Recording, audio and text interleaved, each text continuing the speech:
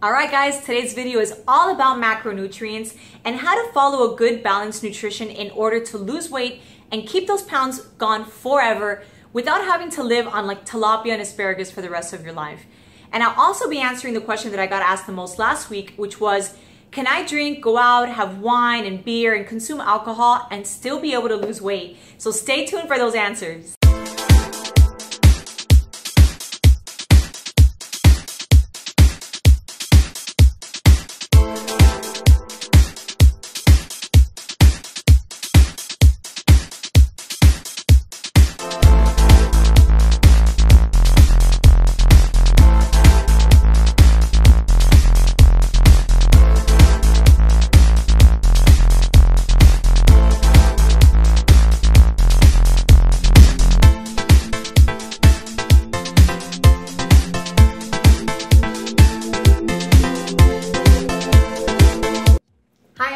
I'm IFBB Bikini Pro Lisette Howard, and today's video is all about macronutrients.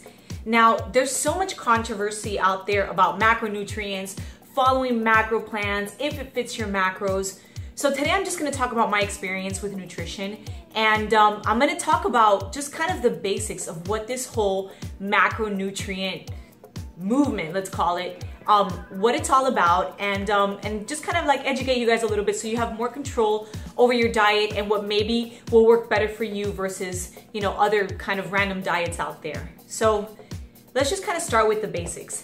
Your macronutrients are your proteins, your carbs, and your fats. That's what a macronutrient is. So for you guys who don't know or aren't really too in tune with nutrition or diets, your macros are your proteins, your carbs, and your fats. Now, the way you manipulate your carbs, your fats, and your proteins can either allow you to lose weight, gain weight, or stay exactly the same. So any coach out there or these trainers who are saying, I don't follow macros and I don't believe in macro plans, but you're giving your clients fish, asparagus, brown rice, sweet potatoes, you're giving your clients macros. You're giving them proteins, carbs, and fats in a specific way that you think is gonna best result in them losing weight or gaining weight or putting on size or staying the same. So those are your macros. Now, when it comes to macronutrient plans, literally all it is you taking the amount of proteins, carbs, and fats that you're consuming and manipulating those percentages of each one in order to lose weight.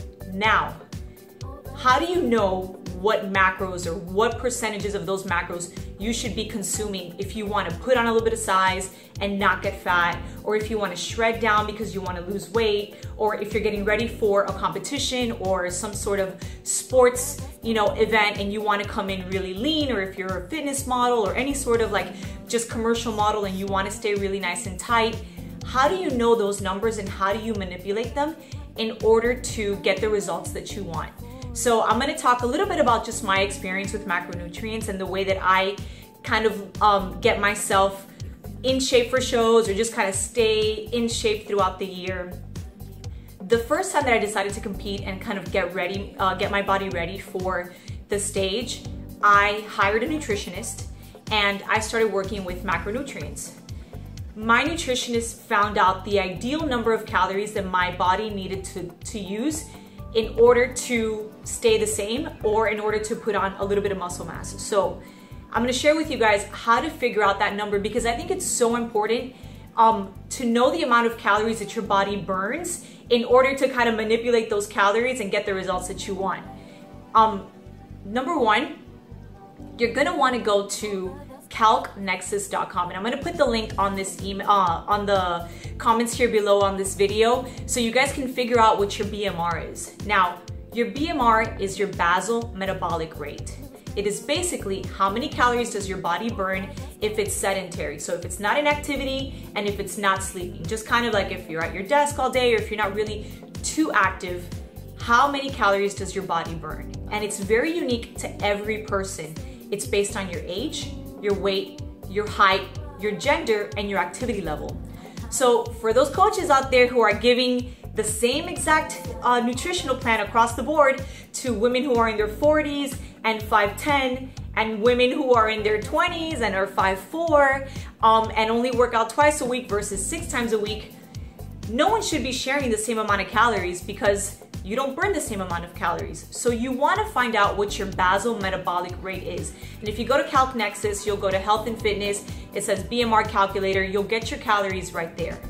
Now, from those calories, that's kind of like your baseline. And when I work with my clients, and even for myself, when I get myself ready for shows, or if I just want to maintain throughout the year, I will get this baseline number and then I'll start tweaking it. So for example, when I wanted to put on a little bit of size, I took my BMR, which was about 2,300 calories, and I slightly increased them like 5% because I wanted to put on a little bit of weight, but I didn't want to get fat. I didn't want to just eat calories just for the sake of eating calories and not knowing exactly what I was putting in my body and not knowing if I was getting enough protein, if I was getting enough of those like really good complex carbohydrates. So I took my basal metabolic rate and I increased it by 5%. So I knew that I was going to be able to like gain a little bit of weight, but in a lean, healthy way. So when it comes to losing weight, you want to take that basal metabolic rate, your BMR, and you want to decrease it by whatever percentage you think is going to work for you. So if you kind of don't want to drastically lose weight, you want to maybe decrease it by, let's say, 5 or 10%, maybe 15%. If you are a competitor or you really want to shred down and you're like, you know what, I can definitely, cut my calories a good amount because I only have 4 weeks to get ready for whatever it is that you're doing, then you might want to be a little bit more aggressive. So you might want to drop it 25%, maybe 20%, and you'll see that you'll consistently be losing 1.5 to 2 pounds of weight every week. So manipulating those numbers is going to be very important in order for you to get the results that you really want to see. Now, how do you manipulate those calories? This part is really, really important because I know that there's a lot of people out there who believe in a no carb diet with just like moderate amount of fats and all proteins. And does that work? Yeah, absolutely that works. But you know what? That literally will work for you maybe for 6 weeks, 8 weeks. Let's say it works for like 6 months. After those 6 months of a really high protein diet, very minimal carbs and moderate fats, your body is going to be starving. It's going to be so depleted that the moment that you give your body any calories outside of that, you're going to gain weight. It's just natural because the moment that your calories drop drastically, your metabolism drops with it. So if your metabolism is down here, but then you spike your calories up here for a sustained period of time, this is where your fat gain zone is. You will gain weight because your body is reacting to a surplus of calories that it's not used to consuming. So it's very important for you guys to not be on these crazy low calorie diets for a sustained period of time, because the moment that you want to go back to just a regular lifestyle that doesn't live on tilapia, asparagus, and almonds, you will gain weight. So how do we manipulate this BMR in order for that not to happen? You want to make sure that you are slowly decreasing calories so that your body is not in shock and your metabolism doesn't drastically drop down with those calories. So this is the way that I do it, and it's the way that most people do it, and I'm sure you guys have heard this split before. You want to kind of start with a baseline of a 40-40-20.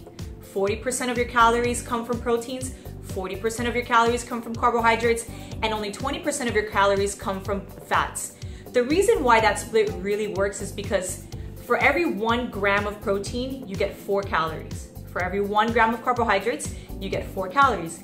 And per 1 gram of fat, you get 9 calories. So it has more, each gram of fat has more calories. So you want to have a good balanced ratio between proteins and carbs, and then keeping your fats moderate in order to not kind of blow those calories out of the range where you want to kind of like be able to lose the weight or just kind of stay the same. So for example, and I wish I had like a little chart, like a marker board with me so I can kind of write it down for you guys.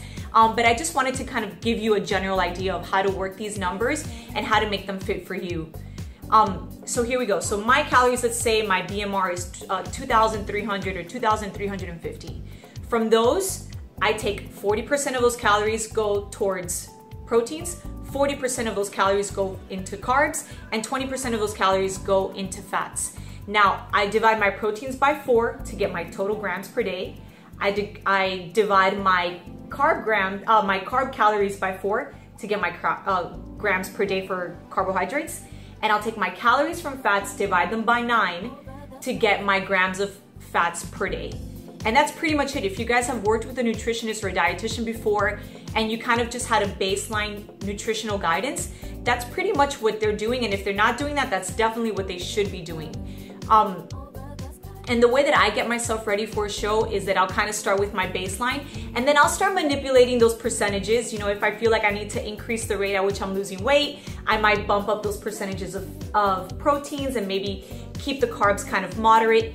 But one thing you guys definitely don't want to do, and this for me has become very, very important, is that you don't want to bring those calories so low, so fast for a really long sustained period of time, because you will do metabolic damage. And I can tell you from experience, because I work with a lot of women over 40. I work with a lot of athletes who have followed these kind of weird nutritional plans where they only live on grilled chicken breast or boiled chicken breast, tilapia, asparagus, a little bit of brown rice, and maybe some sweet potatoes here and there. Absolutely no dairy. Their calories are like down on the floor, and they have done such horrible metabolic damage. Their thyroid glands have issues, their adrenal glands are shot because they're incorporating a lot of fat burners, pre-workouts, and caffeine into their diet. Your body's very smart. It's smarter than you are. So it starts to follow the rhythm at which you are doing certain things. And it almost like, and I hate to say this, but it's kind of true, your body wants to kind of give you like the middle finger. It's like, oh, you want to drop my calories to 1,200 calories a day and no dairy and none of these extra little things. Well, and you want to give me 45 minutes of cardio. Well, I'm only going to, lose weight and burn calories if you give me 1,200 calories a day and 45 minutes of cardio. The moment you drop your cardio and increase your calories, your metabolism isn't going to respond that quickly and you will gain weight. So in order for you guys to kind of stay looking great all year long, lose weight and keep those pounds off, you want to make sure that you are consuming calories. Your metabolism is the one who regulates everything that your body does when it comes to energy conversion and when it comes to actually keeping your body burning and burning calories. So if your metabolism is on the floor, you will not be able to lose weight unless you do very, very drastic things. Another thing I want to talk about is when people start removing complete food groups from their diets. I know that there's a lot of coaches out there, or these prep coaches, who tell their athletes, don't have any dairy, completely get rid of these, extra fats. You're not allowed to have any sugars in your diet. If you guys have experienced this before, the moment that you remove complete food groups from your diet, fruits, specific vegetables, dairy, and you don't have a natural intolerance for it, so your body has always used it, it's never had any sort of reaction to it. The moment that you remove them completely and you never have them in your diet for a sustained period of time, you will create an intolerance to that specific food group. I know a lot of people who completely removed all dairy for 12 to 16 months from their diet. The moment that they had either a little bit of ice cream, or they had non-fat milk, or they tried to have a latte, their digestive system just couldn't stand or handle that type of dairy, and now they cannot have dairy at all. They're completely lactose intolerant. And I think that if you have to take your body to those extreme measures in order to lose weight, then there's nothing healthy or fitness lifestyle about that. You want to make sure the things that you're doing become a part of your lifestyle so that you can sustain it, so that you can look great year after year after year. Not only, oh, I'm getting ready for a competition, or I'm getting ready for a photo shoot, or I'm just desperate to lose 20 pounds right away. Once you're going through those drastic measures and you start changing completely everything that you're doing 100%, it doesn't become part of your lifestyle. And in order to be healthy and to be fit, you need to be able to live a normal life, be able to go out to eat, make healthy choices without restraining yourself and knowing that you can't have a social life. You can't go have, lunch with a friend or coffee with a girlfriend because I can't have dairy, I can't have soy. So make sure that you keep everything kind of in balance and in moderation so that you know that you can go out and look great all the time without having to restrict yourself from all of the great food groups that we have. So another thing that I want to talk about, and it has to do with your leptin levels. Now, people don't realize that leptin is a hormone that regulates your metabolism. When your calories are really low and you're not incorporating certain foods into your diet, your leptin levels start to drop. if you do not spike those leptin levels, your metabolism is gonna go down with it, and it's not gonna allow you to burn calories the way that you want it to. So for those of you who are competitors, you wanna make sure that you're incorporating either a carb refeed day or a carb load day or a cheat meal every 5 to 6 days to make sure that you can spike those leptin levels so that you're constantly burning fat. And it happens to me when I go maybe 5 or 6 days without like a cheat meal or something to like kind of help me like reset my leptin. When I do have a certain meal or I have a day that I increase my carbohydrates and fats, the next day I'll usually drop 1 or 2 pounds because I realized that my body needed like a reset of its leptin in order to start shedding a little bit of weight that I was holding on to. So that's really important for you guys. I make a lot of these videos because I want to make sure that you are not being led in the wrong direction. I've worked with a lot of women who I've had to reverse diet in order to help them get their bodies back to being healthy and being fit. Once you do metabolic damage, it's very, very hard to kind of fix it.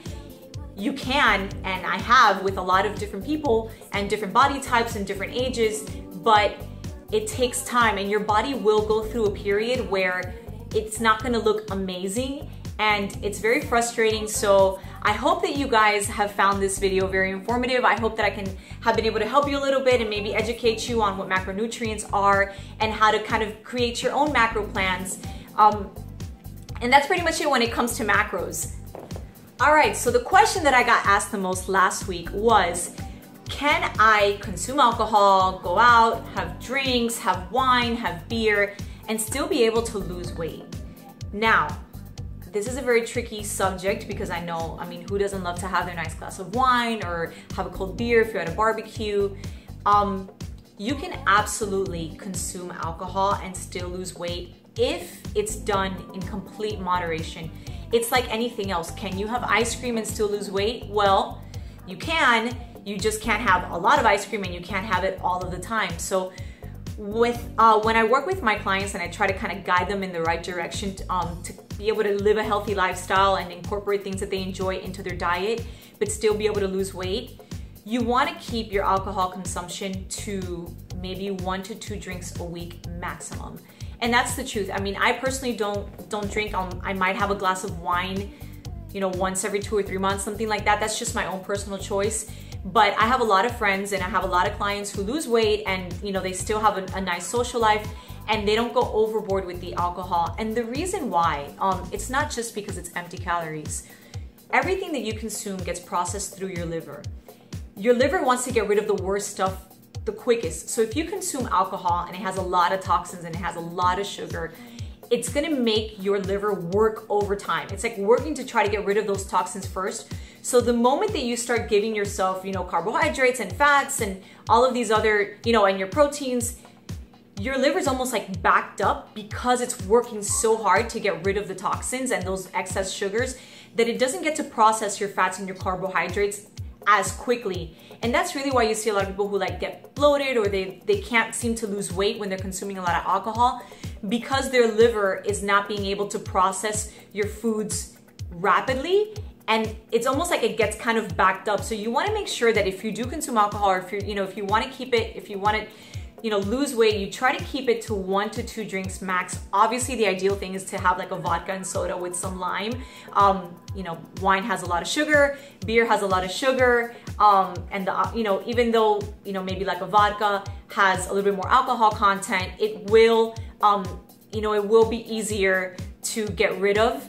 So you want to try to keep it with the least amount of sugar possible, and you want to make sure that you try to do a little bit of a detox the next day. So I always either take myself or give to my clients like a detox tea or like a daily detox, something that's going to help kind of flush out that liver so that it's not working overtime to process the toxins, and you can continue eating your foods and you'll be fine. But it's like everything else. You want to keep it in moderation. You want to make sure that it is a part of your lifestyle, but please keep it to a minimum, because if you're working so hard and you're taking protein and creatine and all of these great supplements that are helping your body be very efficient, why lose that and start losing your gains and all of your progress just because you have to have a drink every day? So that's just kind of like my 2 cents on that. I hope you guys have enjoyed this video. I hope you found it informative. please keep your comments coming. They're helping me put together some great videos, so please leave your comments below. You guys can find me on Instagram under LisetteHoward_fitness. You guys can also check out all the different packages that I offer on LisetteHoward.com. And please stay tuned because I'm going to be bringing you guys a lot more videos, okay? Subscribe. Thank you. Ciao.